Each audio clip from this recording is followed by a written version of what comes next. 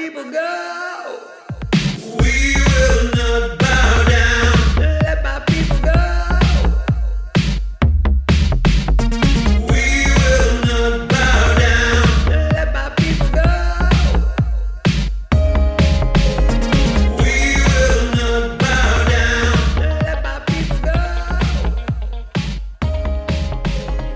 We will not bow down.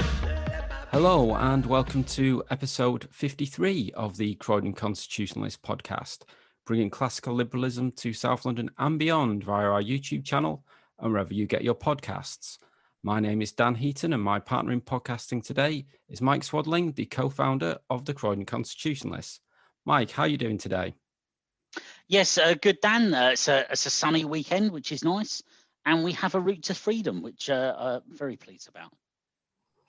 Well, I'm delighted to welcome to the podcast today Mary Laws, a town councillor from Folkestone in Kent, where she represents the Foundation Party. Mary, welcome to the podcast. Thank you very much, Dan. So, Mike, what have we got to discuss today? So today, Dan, we're talking about COVID and the lockdown exit roadmap, Brexit and a bit of a review of where we are now, and May's local elections. Indeed, yes. Boris has spoken and has provided us with his step-by-step roadmap back to freedom. So the starting point of which is the 8th of March when schools go back. And hopefully, fingers crossed, although this is all entirely subject to review, we will be free of all restrictions by the 21st of June. Mike, what have you made of the announcement and from what you've seen of the roadmap? So it's great that we've got the announcement. It's great that we've got a sort of route to freedom and some hope returning. It's a very slow route, and that is a great concern to me. More slowness means more lost businesses. It means more impact on our lives, and it means more impact on people's health. Frankly, I think.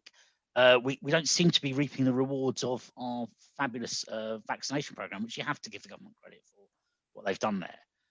But yeah, it lacks ambition, and that is a concern. But do you know what? It's there, and I do think some of it is keeping up with reality. You'll note that you can go to someone's house just before Easter with the stunning realization the government's made that everyone's having a barbecue Easter weekend. And either they change the law or they just get ignored, and they've chosen to change the law. There's an interesting thing out of it to me that shows one of the problems of when you have this totalitarian approach to people's lives that our current Conservative government has, which is you always make mistakes. You always end up with dumb laws. So the schools return on the 8th of March, hugely welcomed, great that they're returning. But the government has, because they have such control over lives, they have now issued another set of shelter orders to people to shelter until the end of March, and the stay-at-home order doesn't end until the end of March. So just as they're opening the schools on the 8th, they have this week told a number of people generally, but specifically in this case teaching staff, to shelter until the end of March. So there are now fewer staff available to work in schools, just as all the pupils return to schools. That's not thought through, and that's the kind of thing that happens when you think you control every facet of the way people live, as Hancock and Boris seem to think they can. But do you know what? Broadly, the 17th of May is coming. Long live the 17th of May. Now, I think, Michael, you may be referring there to the 17th of May when, subject to review, as all these things are, you'll be able to sit down inside a pub and order a drink. They'll probably not at the bar. Although I think it's the 12th of April, I think it is, if I'm right on this, is when you'll be able to get a drink outside. So we're busily trying to find out any of the local haunts that have a reasonable beer garden of any persuasion. So yes, that might be when we start to go to the pub again. I just fear that there will be 500 of us in a small patch of grass just as the Reno starts up on April the 12th. So that's why I am thinking more the 17th of May. But yeah, no, you're absolutely right. Beer gardens will be enjoyed. The sale of gazebos I can see going up anyway for certain things. Mary, what have you made of the roadmap? I'm pretty similar to Mike, actually. It is very slow, very dreary. I mean, people are just, it's like being on the starting post, ready to run a race. You know, when you want to get out there, you want to meet your family, you want to do everything. And Boris is saying, no, slow down. But yeah, the kids going back, thank goodness for that, because I really do worry about the lack of teaching they've had, especially in the poorer areas. The amount of time they've missed school. And I know they've had laptops and things like that, but they haven't been getting the lessons. They haven't been doing the lessons that they should be doing. You know, it's not for the want of teachers actually trying, I don't think, but, you know, and that's very sad. I sincerely hope they change their minds completely about the primary schools wearing masks, because a lot of those children won't want it on their faces all day long for 8 hours. That's a long day to get them to do that. Like Mike, I'm not a big pub person, but, you know, I'm looking forward to having a pint. I just think on the 12th of April, which is the following weekend after Easter, I think, you know, that if you've got a little pub garden, you'll be all standing back to each other. There'll be that many people wanting to get a pint, to get a draft pint anyway. So, yeah, and some of these things are really not well thought out of at all. He should have opened up something for Easter to let families get together in some sort of form. You know, I'm delighted that he's opened up for, because we've got a lot of care homes down in Folkestone district. And we've had a lot of deaths through COVID as well, which has been very sad. But the saddest thing is, you know, the residents in there have not been able to hug their families. Their families have not been able to visit. And it's also very, very sad. It's not what, you know, we're used to. We're used to hugging and holding and loving our you know, and caring for our treasured families and things like that. So those sorts of things are very, very sad to me in what's going on. Delighted there is a sort of a roadmap, but, you know, a lot of shops our way have gone already. They're not coming back. They are extending, I think it's till June, they're extending the furloughs. You know, I wonder how many are going to lose their jobs once that furlough all stops. So I think we have a lot of hardship ahead of us, but delighted to see things are going. As I said the other day, I just got my first jab, and it's really, really good. Fingers crossed, things start going. We've got the sun shining down here in Folkestone. I don't know what you're like up in Croydon, but it's beautiful down here. Last weekend, our beaches were absolutely packed. And I don't mean they were all stripped off and in the city. It wasn't that warm, but it was beautiful. And they came from everywhere. So I'm not sure everybody's listening to Boris's roadmap. You know, that's I've mentioned it about Easter, and you've mentioned it there, and I hear parts of London central London are really, really busy. We've got, where I live, there's a few downs and common parks and big dog walking areas and whatever. I hear they're very, very busy, and the public is taking a sensible approach, and that is enjoy the sunshine when it comes out, and good on them. It's been a heck of a year,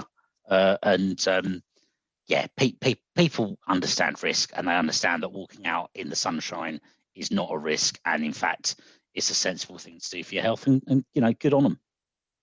Yeah, agreed. Just saying one thing out of this, and I am shocked, and I wonder how this will come back, and fantastic that we see it.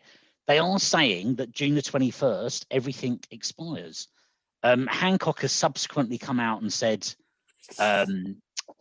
we might have some local lockdowns afterwards. I don't know under what legislation that will be done, if they completely reverse things. So I'm just not sure how that will happen. But if that is true, that will be fantastic. One of my biggest worries out of all of this is that we have the situation that we have today, living under the temporary income tax to pay for the Napoleonic War. And indeed, up until about 20 years ago, that we were living under the pub restrictions for the First World War. I fear this would be enduring. It will be interesting to see come June the 22nd, what, if anything, is still left. I think they sneakily extended some legislation that allowed councils to do certain things up until July. Of course, the current law that allows the government to bring in these sort of restrictions, that expires towards the end of March. So that does need to be voted on again, even technically speaking, even to extend the restrictions along the lines of the roadmap that's been published. So how long are they going to ask for that for? Are they going to say, oh, we just need it for 3 months because that's the period of time that these restrictions are going to be in place for, according to the roadmap? Or are they going to say, do you know what?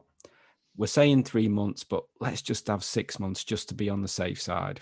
Yes, absolutely. And I think if it is, I don't know, till the end of July, and that's 3 months for argument's sake, even though they're saying, look, we're stop at the 21st of June, I don't think that's completely unreasonable. As much as I disagree with lockdowns and what have you, it's not completely unreasonable. If they are saying 6 months a year or what have you, then we know it's a farce. It's a power grab, and that really ought to be resisted by some people. But we know there is very little fact that they want to resist anything at the moment. No, there's little to no opposition in Parliament to any of this. Certainly not from the official opposition. There's some rumblings on the Conservative backbenches, but I don't think it's enough to actually vote down anything that the government's going to be putting forward. Really, it does require MPs to actually stand up for our freedoms, and sadly, so few of them are prepared to stand up for their own freedoms, let alone ours. It seems to me, though, with the possibility of local lockdowns, they're going to have to put something in place. But I just worry about that. We can get quite affected here. We've got Dover at the moment, was way down. It was the lowest rate in Kent, and now it's starting to shoot up again, which is very worrying. There's lots of reasons for that and all, but yeah, I just worry what the legislation might be for them. Yeah, and just on that, Mary, I think Kent, or large parts of Kent, were under more restrictions than we were in London in between that period of the period between lockdown 1 and lockdown 2. And to remind people, we're in lockdown 3 of the 3 weeks to flatten the curve. And obviously I'm assuming that's had quite an effect on many of the businesses and the people in the area, having such a prolonged. I don't think you quite got some of the summer that we did, and that's a worry if they think they might be doing that again come the spring or the summer this year. Well, actually, we did have a pretty decent summer, although we couldn't go down to our beaches because I've never seen crowds like it ever in my life in down here at all. They told me the 60s were like it, but even they said that wasn't that bad. We really got a massive amount of London people coming down on coaches and everything else, which caused us serious problems down here. But we did get a bit of a summer, thank goodness. But you're right, we were up and down like yo-yos. I mean, you could turn around and forget what tier you were actually in at one stage. And then you had to think, hang on, what am I allowed to do in that tier now? I can't remember what I did in the last tier. So yeah, it seems like we had fairly long lockdowns, because tier 4 was a lockdown, basically. We were in tier 4 for about a month. That was a lockdown. Yep. So yeah, it was a little bit crazy and all what went on. But some of the big companies, our big companies down here are sort of Saga, that do a lot of the cruises, for more elderly sort of people really than others. And then we've got another one, Holiday Extras and all. They've both lost quite a lot of staff in recent months, mostly towards the end of last year. They lost quite a lot of staff. They're selling off a lot of their buildings and things, and having to regroup, because obviously the company has lost vast amounts. Both companies have lost vast amounts of money. We've had quite a number of small businesses go by the wayside. Well, they can't sustain that sort of thing. They're still having to pay rents, their water, their electricity, gas, so all their utilities and things like that, and you've got nothing coming in. It's very hard to keep that, it's not sustainable to be able to do that, so yeah, those sorts of things. And I think the mental health of people, we have a beautiful environment down here, and thank God we have areas that you can go for beautiful walks. We have the beach, we have wall to wall on one side, you know, so we're not landlocked on one side, and one side we are. But so we do have them and all, but it's very hard to sort of get out there, the worry of people, you know, of catching anything, the worry of people being too close, the worry of how others behave when you're out shopping and things. I mean, some of it's gone a bit crazy, to be honest with you. It went a bit mad, you know, and I don't mean mad, you know, in the insane part, but it just got people forgetting what they were doing. Not really, you know, some are going to meet each other at supermarkets, bless them, you know, just to be able to keep their minds sane in what they were doing. So it was very hard. It was very, very hard. I think that's been a very, very tough year for everybody. We really do. Sorry, just picking up on that. During the very first lockdown, I had one of my most enjoyable days was standing in the queue for the supermarket, and separately, two people who served a local bar walked past me, and I chatted to them for a moment, you know, distanted whilst we were standing in the queue. And then I realised the person behind me was a local person from a party who we don't get on brilliantly with, and who have had many a barbed comment with in the past. But I think we were just both relieved to see someone in the queue that we knew, and we chatted as we were going into the supermarket. And I mean, you know, ridiculous circumstances, but it was, yes, I can understand why people would do that. Well, moving on from COVID, as we certainly hope we will be doing over the next couple of months, Brexit still an issue at the moment.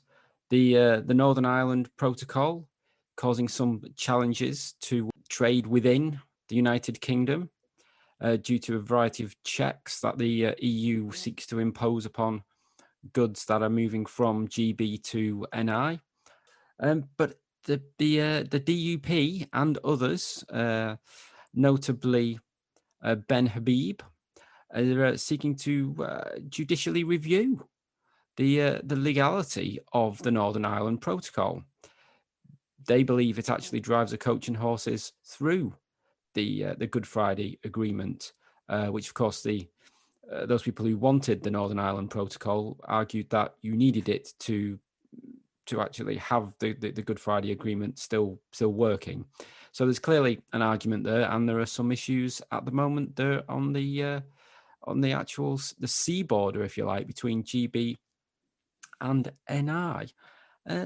Also, it's come to our attention over the last couple of weeks that the EU on this occasion has sought an extension from the UK government in relation to ratifying the trade deal. It's unusual for them to be asking for an extension, isn't it? It's usually what we do on a regular basis. It seemed over the course of 2019. Mike, what have you made of the recent developments on this? I won't pretend to understand all the legalities around these things. When I have a general skepticism to anything to do with international law. Partly, if I can't vote for the person that passed it, I don't choose to particularly accept it, and partly because international law is actually, you know, a series of national laws. That's where sovereignty lies. That's what we've obviously been fighting for the past 5 years. So I, you know, there's skepticism, and then the niceties of the legality of it, I don't pretend to understand particularly. But what I will say, there's a first sort of problem here, and this has always been part of the Northern Ireland process of someone sort of understanding that you know, something's changed because we've left the EU, therefore we have to impose a border. No, you don't. You don't have to do anything. Just leave it as it was. See what happens. You know, there's this sense from government, and I guess this is the self-fulfilling promise of the civil service, prophecy of the civil service. I'll get there in the end, which is that you know, we have to do something. We have to take action. This couldn't possibly survive without our input. Well, of course it can. People are perfectly capable of traversing a border without the input of the civil service. They're perfectly capable of buying goods and services in one country and not another. And if there are differences in the laws between the two, people will make sensible adjustments. It doesn't mean that there'll be huge amounts of smuggling or problems. It just means that people might sometimes put one side of the border to get something rather than the other. You know, this could easily sort itself out. And the do nothing option could be where we get to, because do nothing or do something is seemingly increasingly causing a problem in Northern Ireland.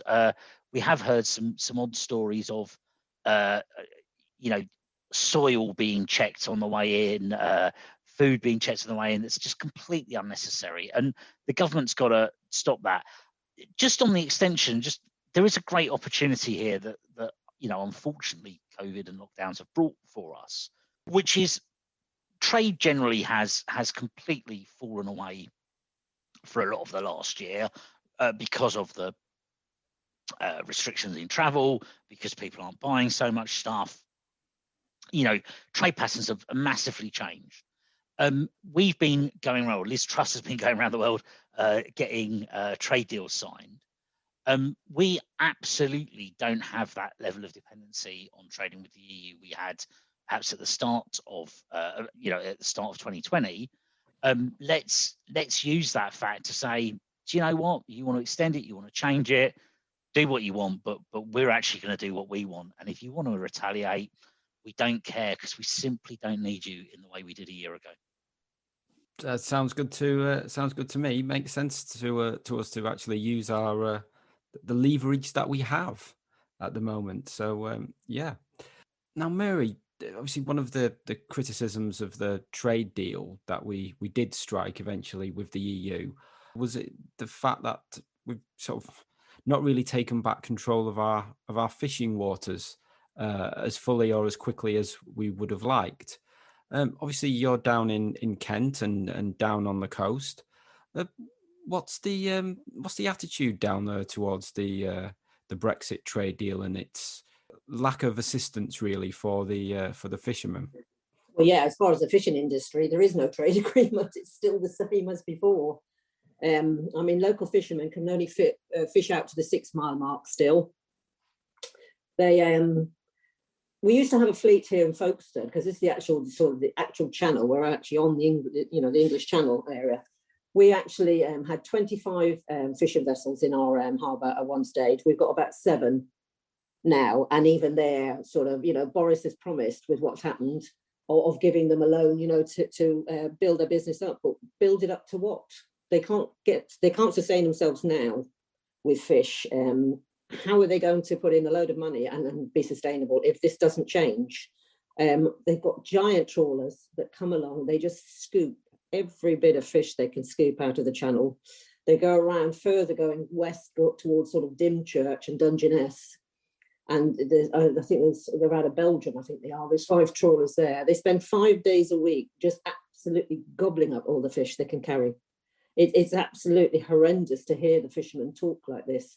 So they're pretty sure that, some of them have got their sons because you can't go to uni to learn to be a fisherman. It's something that is passed on through families. They've got sons there and all, but their sons are saying, look, Dad, if we can't earn money between us, there's no way we're going to be able to stay in this. They want to go away and get decent money for a decent day's work.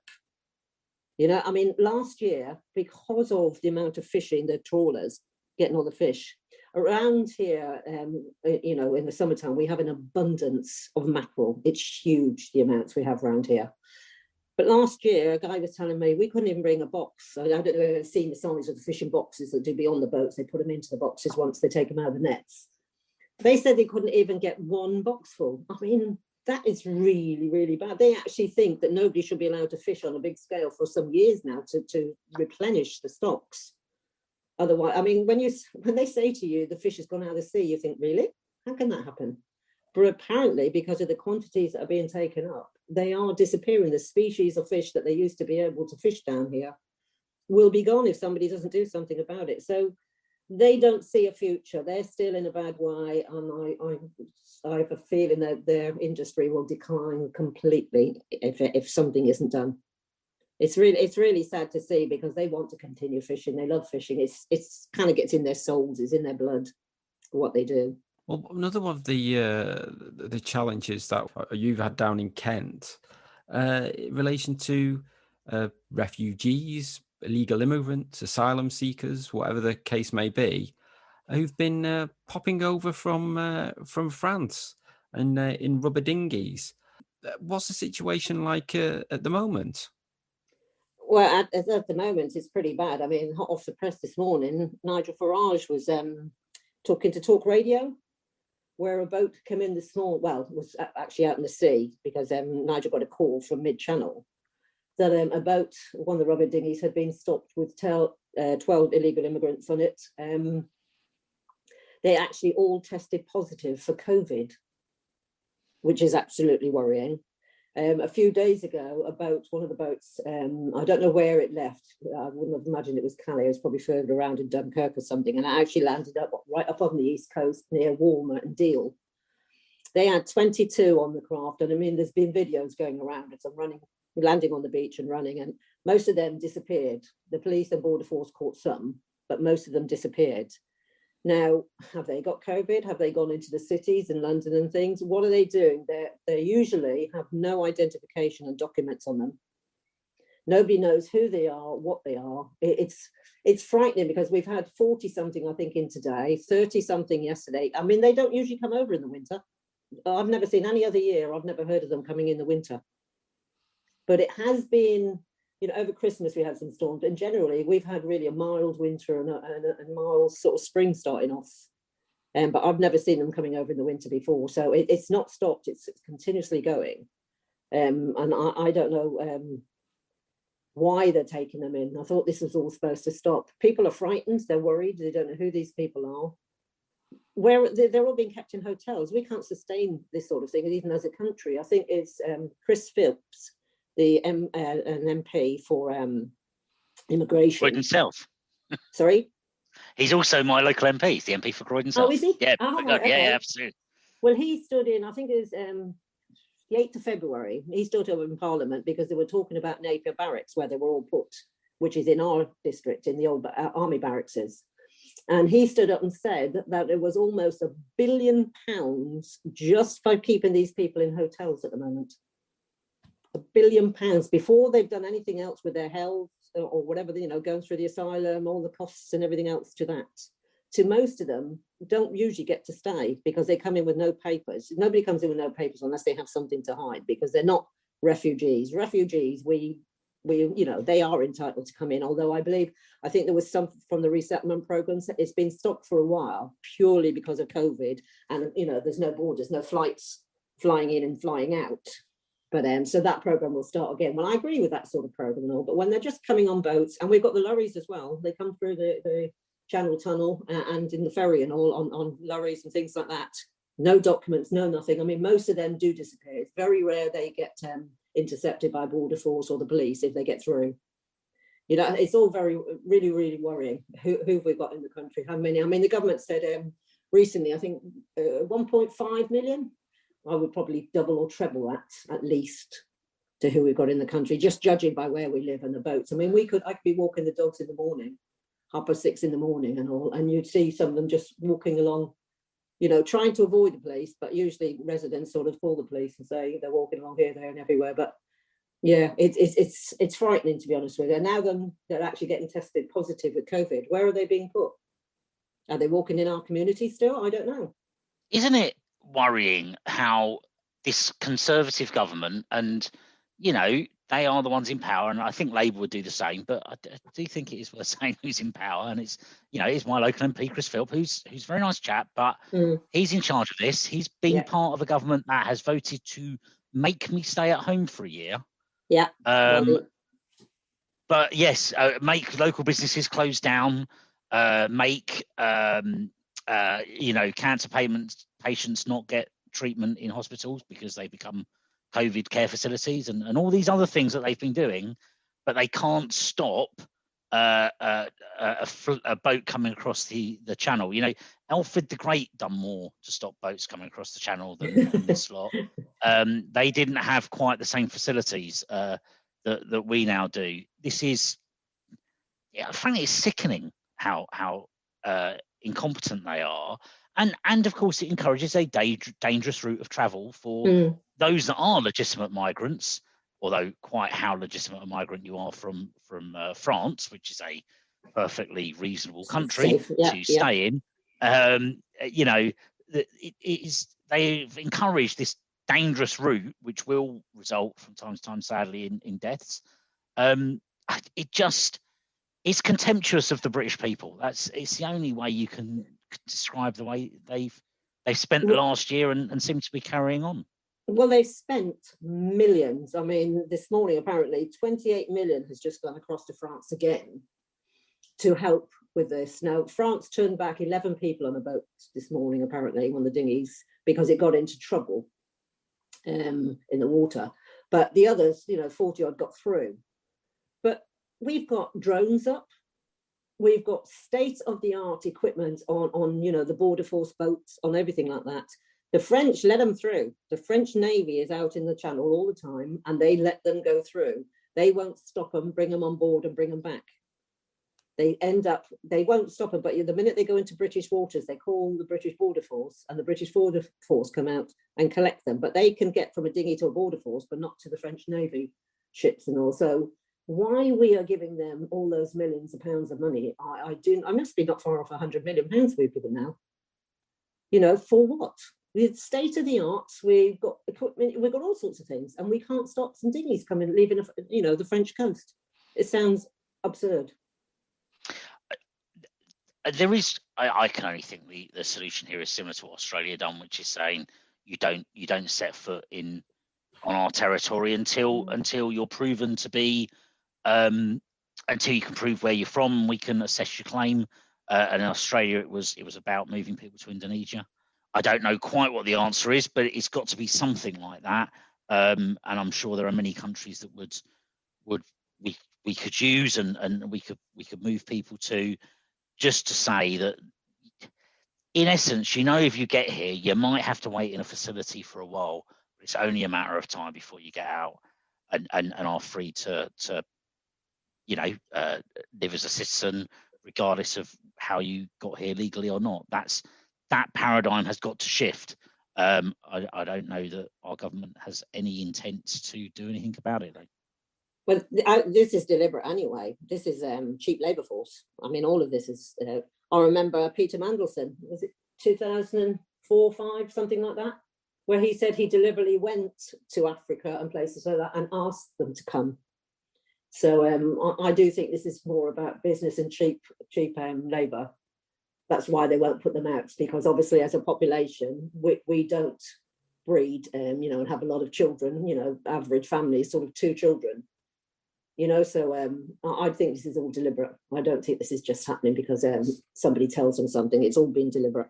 Well, if the economy gets going again and we're all allowed to go on our holidays, even if it is only just within the UK, then there won't be the hotels for the asylum seekers to be put up in if we're all using them. So I'm not sure what the government's going to do then, but time will tell. Yeah. Now, as we know, these restrictions, the COVID restrictions, are due to end in June, but as things currently stand, we are going to have local elections in May. Indeed, many of the elections that are taking place in May have been ones that were delayed last year. So yes, a very full suite of elections coming up in May. What's the situation down in Kent, Mary? Will you be standing? And what elections have you got down there? We've not got local elections as such, but we have county elections. So Kent County Council. I'm hoping to stand in that, but there's obviously a process you have to go through. Your candidacy has to be checked and validated before you actually become a candidate. So you have to have fill in what they call a nomination form. And they won't be available until the 19th of March. So once that whole process has been done with everybody, then there's a sort of, they actually call the election officially. But being COVID that's around and all, things are changing that wouldn't usually happen in elections. There's proxy voting. And I remember doing this a few years ago for my daughter in 2015. She was going to be away for the referendum and she wanted to vote.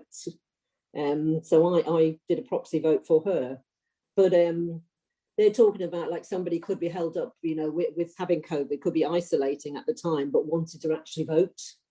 So they're going to allow sort of even last minute proxy voting. up until I think 5 p.m. on the day. Then we were told we can't leaflet, so you can't go near the people's doors and put leaflets through the doors, which for the campaign you can't actually start until election is called, which is actually the 9th of April, the official calling of election. But now, last night it came out that we can actually go leafleting from the 8th of March, which is a week Monday, which is great, but you can only go on your own. You've not had anybody else with you, which is a massive area to cover on your own. It's huge. So whether they mean on your own in the street and somebody else is going another street and somebody else is doing another street for you, we'll have to work out. But yeah, there's some changes coming, and they've not finished. There's some more changes. Usually on a Kent County Council election, you'd need like 10 residents who should be registered to nominate you. They're putting it down to 2 now because they don't want too much interaction with people. So, you know, you can put your husband anyway down, or your partner, or whoever. So long as they're 18, they're registered and allowed to vote, you know, they can nominate. So that's going to make life a lot easier, although I had my 10 already, and I'm sure lots of other people did as well. So, yeah, things are going to be quite different. I'm just hoping it does still definitely all go ahead, because that can change in a whim. Indeed. Well, in London, we have the GLA elections and the mayoral election. Looks like we're going to get Sadiq Khan in for another. Oh no! According to the various polls, so not particularly looking forward to that. But yes, the GLA elections will be potentially interesting, with obviously a number of newer parties will be standing across London. I believe we will see how many actually do so, and what effect the restrictions we've had in place for the last year have on people's voting intentions, whether they'll be more inclined to vote for one of the smaller, newer parties. We will need to see. But obviously, there we've talked there a little bit about the county council elections in Kent, and, you know, gone up another level to the mayor of London. Now, I understand you're a town councillor in Folkestone. Is that correct? Yes, yeah. So in London, we have boroughs, and we have our current notorious London Borough of Croydon Council that's actually gone bankrupt. Yeah, I did read that. Yeah, and then above that, we've obviously got Sadiq Khan and his mob. What's the role of a town council then? Well, it's basically it's civic duties. So you can either have a mayor if you're a town council. There is parish councils as well, which is slightly smaller again. So parish council can have a chair, but town councils can have either a chair or a mayor, and then you get deputies, a deputy chair or a deputy mayor. And we're a garrison town down here. Not so much they're pulling them all down and sticking up houses now, but, you know, the Gurkhas are still here, and also all the regiments were still here. And of course, we're famous, you know, for where they all left to go World War I and World War II on the boats from Folkestone. So, you know, we have a deep history. So we have a lot of civic ceremonies around all of these sorts of events that went on over the years. So you've got the civic duties, which is quite, actually get quite a amount, I think a couple of hundred throughout the year, you know, that you have to attend and things like that. Then you've got all the small things, you know, the little things that count. You know, people want bins, they want their playgrounds, you know, we have playgrounds, so they want their playgrounds, you know, up to scratch, and they want, so things around how the town sort of looks. Although the district, see, our district, I think, would be the same as your boroughs, although your borough councils are sort of more like city councils, really, even in their boroughs. But so our district looks after a lot of that. So we work with them as well. So we work with partners to improve the town. So we're just Folkestone, even though ours is Folkestone and Hythe district. Folkestone is the biggest town within our district. So yeah, we generally look after the people of Folkestone, make sure things are going, talk to our partners, make sure the libraries are still open and all that sort of thing. Okay, well, we've got to ask, whilst we've got you here, the infamous Handsworth Parish Council meeting that went to Zoom, because it was all done on Zoom and it was recorded and went viral a few weeks ago. Folkestone Town Council, anything like that? I thought it was a great council. It was a good laugh anyway, if nothing else. No. I couldn't take that toxicity, to be perfectly honest with you. But I couldn't stay. I don't think many people would stay if it was toxic like that. It's ridiculous, people. I'm in charge. In a town council and parish council, it's non-political. Although you do get some that try to bring their politics into it and all, but it's non-political, and it's usually fairly civil, and fairly okay. Even if we hate each other, we still sort of get on very civilly while in the meetings and things like that. We don't actually video our town councils, and I suspect that they shouldn't either. Not after what we viewed. But yeah, what a sad state of affairs when there's things to be done to help your residents, and you're there busy arguing among yourselves on whether you'll even hold a meeting or not. So yeah, it was a good laugh at the time, but very sad, really. There's a funny thing with that, with the recording. I've subsequently had a couple of things, I can't really say what, but that I've been involved in, where we've talked about, can we record them? And my immediate view has been, I'm not on this if it's being recorded. One of them was actually on my own sort of channel, so I was saying, well, then we're not going to record. This meeting doesn't happen if you want it recorded. There is an interesting lesson of, when you've recorded something, be careful of what happens with it, because there's obviously a context to what happened at Handsworth that none of us know.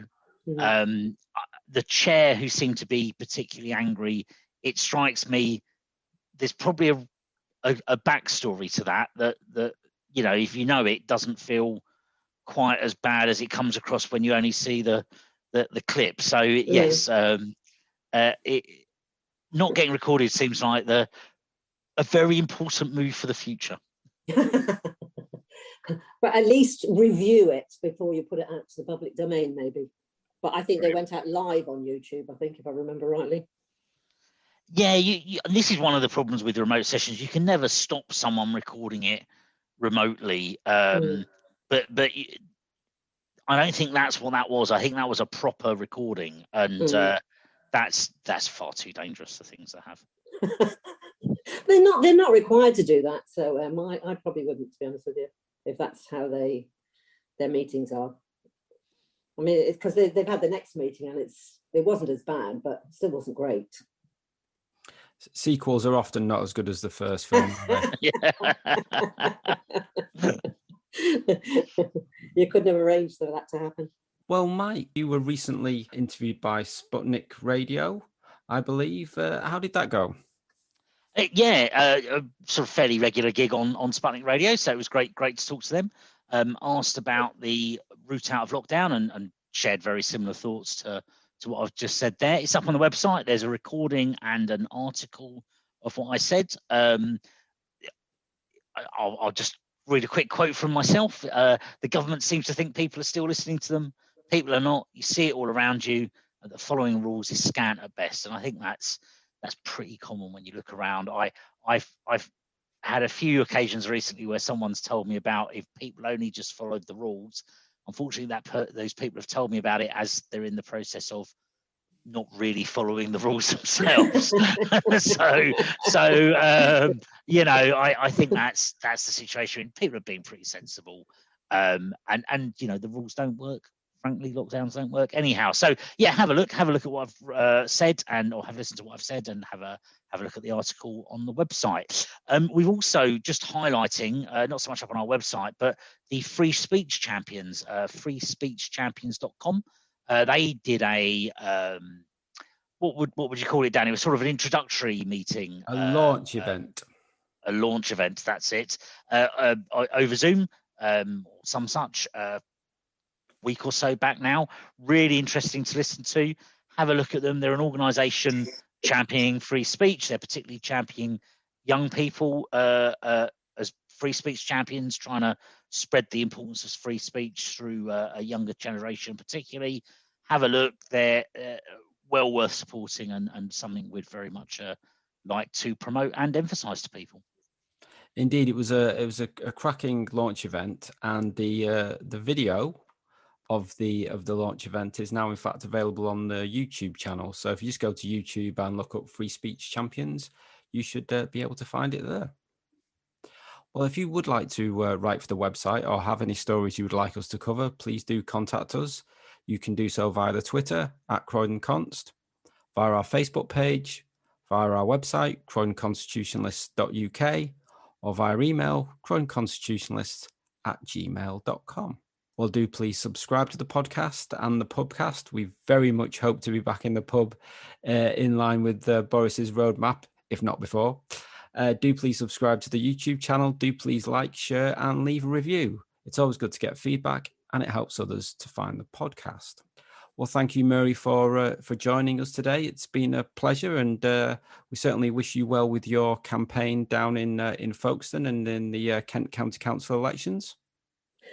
Thanks very much, Dan and Michael. So yeah, I hope to be prospective and and get my campaign going and hopefully win. And finally, I'd just like to thank you all for listening. Until next time, it's goodbye from me. And goodbye from me. Stay safe, everybody.